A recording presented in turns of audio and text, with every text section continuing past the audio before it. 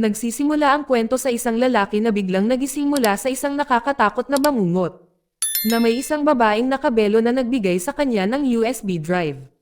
Ngunit pagkatapos ay nabaril siya sa ulo. Nagising siya na hingal at naupo sa kama at sobrang lakas ng tibok ng kanyang puso. Ang eksena ay lumipat sa Armenia sa isang nagngangalang Junior, simple lang ang kanyang buhay at nakagawiyang mag-workout araw-araw.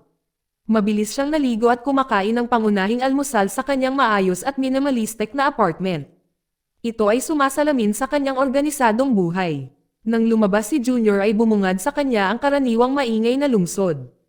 Napansin niya ang isang lalaki na nagtatalo sa kanyang asawa at kanyang anak na babae. Ngunit hindi niya gaanong pinapansin dahil ito ay isang bagay na madalas niyang makita. Pumunta siya sa kanyang kotse, luma na ngunit maaasahang kotse at huminto sa isang malapit na kafe. Ang amoy ng bagong timplang kape ay pumupuno sa hangin, habang siya ay kumuha ng 2 tasa at tahimik na tumango sa barista. Hawak ang maiinit na mga tasa na tinatamasa niya sa mga sandaling ito, bago pumunta sa auto repair shop, kung saan ginugugol niya ang kanyang araw sa pag-aayos at pagmamantini ng mga sasakyan sa shop. Nakatuon lang si Junior sa kanyang trabaho sa shop na nag-aayos ng mga sasakyan. Dumating ang kanyang amo na si Paul at nagbiro tungkol sa kape na posibleng may lason.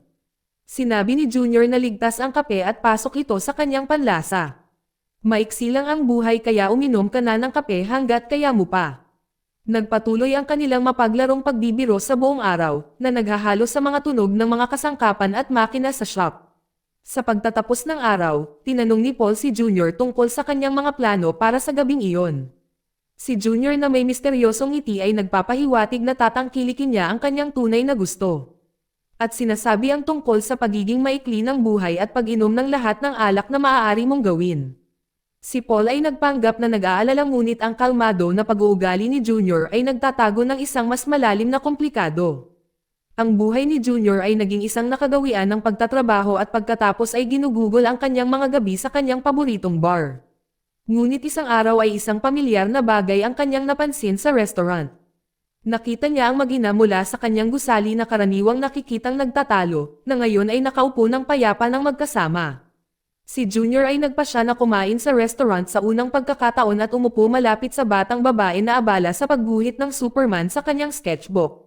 Mainit niyang pinuri ito sa kanyang ginuguhit at nagsimulang pag-usapan ang tungkol sa kanyang paboritong superhero. Ang batang babae ay sabik na nagsasalita tungkol sa kung gaano niya hinahangaan ang lakas ni Superman. At ang kanyang dedikasyon sa pagtulong sa iba, sa pagpapahayag ng kanyang pag-asa na baka isang araw ay mailigtas din niya sila. Nakita ang pag-asa ng batang babae si Junior ay tahimik na nagpapayo sa ina na panatilihin ang pananalig na nagsasabi na ang banal na tulong ay dumarating sa mga tumutulong sa kanilang sarili. Pagkatapos ay binigyan niya ang batang babae ng isang libro mula sa kanyang bag. Isang maliit na kilos upang ipakita ang kahalagahan ng pag-asa at katatagan. Pagkatapos ng maikling sandaling ito na umalis si Junior sa restaurant na mas magaan ang pakiramdam kaysa sa matagal na panahon. Dahil sa pangyayaring iyon, naiisip niya ang pagbabago sa kanyang nakagawian na naging masyadong nakasentro sa alkohol. Samantala sa kabilang panig ng mundo sa India ang masiglang mga kalye ng isang palengke. Isang mataas at madilim na intensyon ng isang gang ay lihim na sumusunod sa isang kotse sa abalang market na nakikihalo sa karamihan ng mga nagtitinda at mga mamimili. Kasama na dito si Harry na kaibigan ni Juniors ay tumutugtog ng isang taos-pusong himig sa kanyang instrumento. Sa malapit, isang batang babae na nagngangalang Jessica at ang kanyang ina na lumabas sa isang tindahan. Nakita ni Jessica ang isang larwang unicorn at tuwang-tuwang tumakbo patungo dito. Ang merkado ay puno ng enerhiya kasama ang isang matandang lalaki na nagbabrowse ng mga libro sa isang stall. Ngunit biglang nabuksan ang marahas na plano ng gang at nabasag ng mga putok ng baril ang lugar na nagdulot ng gulat sa mga tao. Dahil sa karahasan ito ay kumuha sa buhay ni Jessica at nasugatan ang kanyang ina. Ang karahasan na ito ay nagdulot ng gulo sa bawat miyembro ng gang. At isa pa ang nasugatan na pumipilit sa kanila na tumakas sa mga makikitid na eskinita. Ang eksenang ito ay nag-iwan ng trahedya. Ang media ay mabilis na nag-cover sa kakilakilabot na kaganapan sa Prime Hub Market na nakatuon sa mga inosenteng buhay na nawala. Kabilang ang 7 taong gulang na batang babae. Ang misteryo sa pagkakakilanlan ng mag-ina at ang kanilang koneksyon sa karahasan ay nakakakuha ng atensyon at pakikiramay. Ang media ay nagbabahagi ng imahe ng mag-ina sa publiko na humihingi ng impormasyon na maaaring magpaliwanag sa kanilang pagkakasangkot sa trahedya sa kaganapan. Sa panahon ng investigasyon, isang nakakagulat na revelation ang yumanig sa mundo ng mga kriminal at ng mga awtoridad. Ang mag-ina na dating inakala na patay ay buhay talaga. Ang nasugatan na babae ay kinilala bilang asawa ni Semere Jr. at nakumpirma na ang batang biktima ay ang kanyang anak na babae. At napagtanto ng pulisya kung sino talaga si Junior, isang dating ilegal na undercover na sundalo na kilala sa kanyang kalupitan. Ang kanyang anak na babae ay ang tanging bagay na nagpapanatili sa kanyang agresibong panig. Ngayong wala na ito, may lumalaking takot na si Junior na maghihiganti ng buong lakas, na humahantong sa mga awtoridad na maghanda para sa pinakamasamang mangyayari. Habang ang investigasyon ay umuusad, isang kahinahinalang tawag sa telepono at mula ito sa Armenia.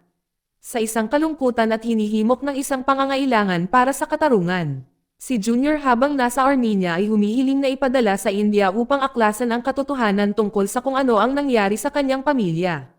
Sa panahon ng malupit na mga interogasyon na pinagmumultuhan pa rin siya ng mga alaala.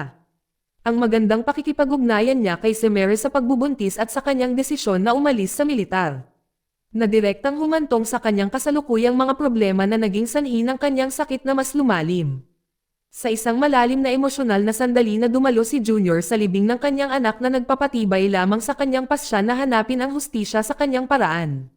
Sa korte ay sinamantala niya ang isang hindi inaasahang pagkakataon upang makatakas at madaig ang mga gwardya at tumakas sa lungsod.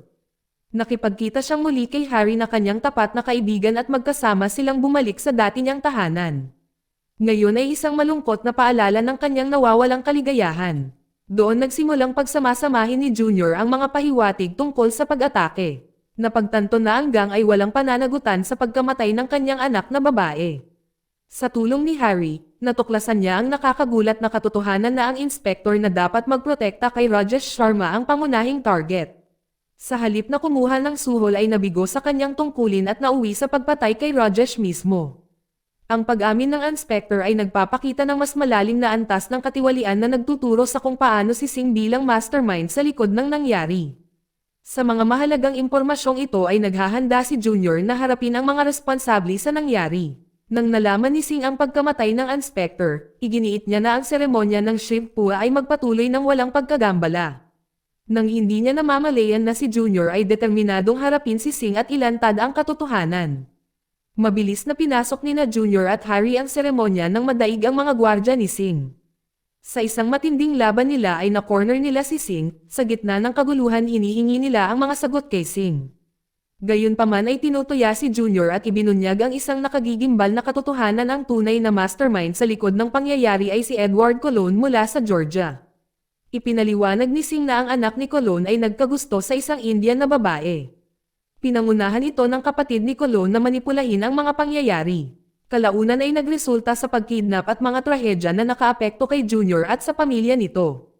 Kahit na si Singh ay nagbibigay ng katibayan upang suportahan ang mga pag-aangkin ni Singh.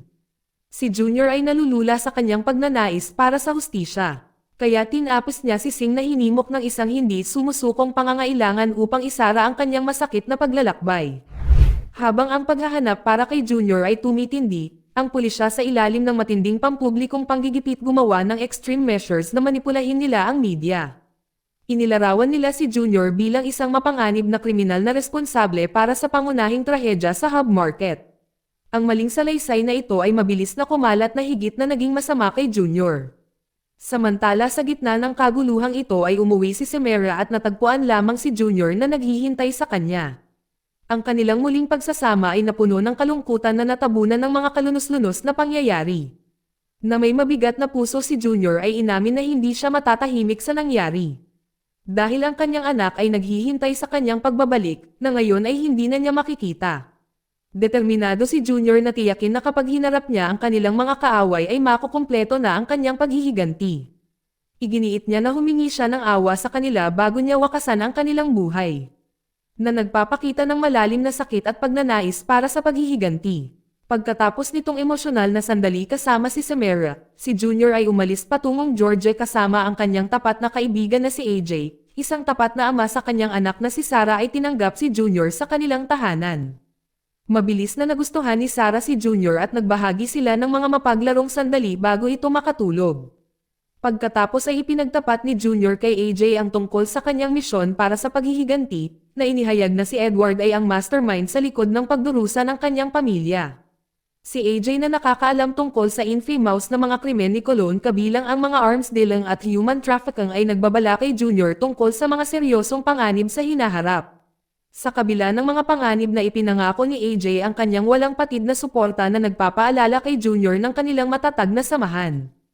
Habang sa India ay tumitindi ang paghahanap ng mga pulisya kay Junior kaya naman inaresto ang kanyang tagapagturo isang pangunahing tauhan mula sa kanyang nakaraan.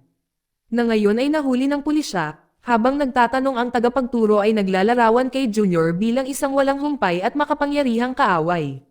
Na hinimok hindi ng pangangailangan kundi upang mabuhay sa pamamagitan ng isang malalim na pagnanais para sa paghihiganti. Siya ay nagpinta ng isang larawan ni Junior bilang isang lalaking natupok ng kalungkutan at galit na may kakayahang magsagawa ng matinding karahasan higit pa sa karaniwang pangunawa. Sa Georgia maingat na isinagawa ni Junior ang kanyang plano, simula sa isang pagtapos sa kapatid ni Edward na pukawin ang nakatagong mastermind. Si Edward ay galit na galit sa matapang na pagpatay na ito. Inutusan niya ang kanyang mga tauhan upang magsagawa ng isang malupit na pagkilos na kidnapan ang pinakamamahal na anak na babae ni AJ na si Sarah mula sa kanilang tahanan. Sa kabila ng lumalaking panganib, naglunsad si Junior ng isang matapang na misyon na harapin si Edward ng direkta. Gayunpaman ang kanyang matapang na pagpasok sa mahigpit na binabantayang lugar ni Edward. Dahil dito ay nahuli si Junior, sa kanyang paghaharap kay Edward na natiling kalmado si Junior kahit sa ilalim ng matinding panggigipit. Sinubukan ni Edward na kontrolin ang sitwasyon sa pamamagitan ng paggamit kay Sarah bilang isang kasangkapan sa pakikipagkasundo. Gayunpaman si Junior ay may sariling plano, nahuli niya ang anak ni Edward na si Michael at ginawang mas mapanganib ang sitwasyon. Nang maglaon ang tensyon ay tumataas habang si Junior ay matalinong nakatakas kasama si Sarah na humahantong sa walang humpay na paghabol ng mga tauhan ni Edward sa isang liblib na lugar. Pagkatapos na isakay si Sarah sa isang kotse, binago ni Junior ang lugar sa isang nakamamatay na bitag gamit ang kanyang mga kasanayan sa militar. Nagtakda siya ng mga bitag na tumatapos ng marami sa mga tauhan ni Edward. Ngunit nang makita ni Edward at nang natitirang mga umaatake kung saan nakatago si Sarah, lumabas si Junior mula sa kanyang pinagtataguan. Pinalakas si Junior ng kanyang pagmamahal sa kanyang anak na babae at ang kanyang pangakong maghihiganti ay hinarap niya ang mga tauhan ni Edward. Mabangis na determinasyon na ginagawang isang larangan ng digmaan ang lugar kung saan siya ay lumalaban ng walang kapares na lakas at husay para protektahan si Sarah. Nang ligtas na si Sarah at ibigay sa pulisya, pinili ni Junior na manatili sa nakahiwalay na kabin na tahimik na nagmamasid sa kaguluhan na dulot ng kanyang paghahanap para sa hustisya. Samantala sa India mahigpit na sinusundan ng media ang kwento ni Junior. Na may ilang pagtatanong kung siya ay isang cold-blooded killer o isang nagdadalamhating ama na itinulak sa gilid sa kanyang paghahanap ng hustisya. Sinabi ng mga otoridad na sa Junior ay isang mapanganib na tao at hindi na makabalik sa India. Ngunit si Samara ay matapang na nagsalita sa media na iginigiit na babalik si Junior. Sigurado siya dito dahil alam niya ang lalim ng pagmamahal nito sa kanilang anak at may matatag na pananalig sa kanya. Habang hinuhulaan ni Samara na babalik si Junior sa India sa hindi napigilan ng mga seryosong akusasyon at kaguluhang sumunod sa kanya.